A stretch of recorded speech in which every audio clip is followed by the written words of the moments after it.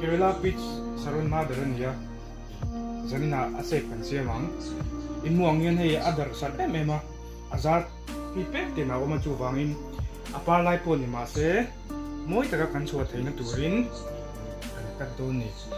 luktamin no en do ni azar hian kan kat thamok mok do ni he ting lai janga lo chu de khaไปทักแวกตัวไปถังที่พวกกันไปถังพวกกันไปถังอ่ะสรุนนี่นะตัวจวนก็ตุยเราง่ายนี่เส้นขนม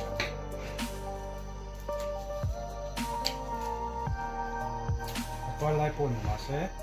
ก็ปกตัว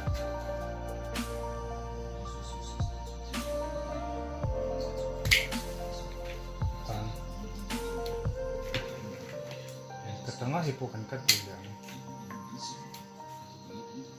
Kecuali het yang lain lau cor,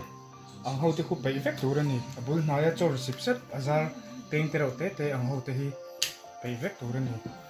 Kan sai tu kan tiang. Bukan tiang, tiang.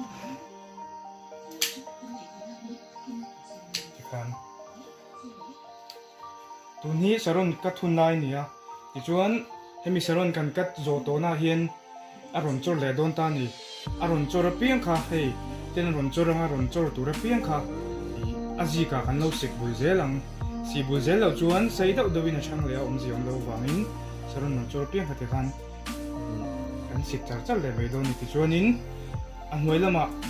hei an hoi lama hian eng ma om lo wanga ti chuan aron chor piang kan si buk chuan biel le in na se kan sia mai don ni aron chor sai piang kha an pe se lang ti chuanin tun hi saron kathun lai ni a ipothun lai pon ni boka wangi saron moi ta kan nei thina tu chuan kat kha kan ui tu rani kan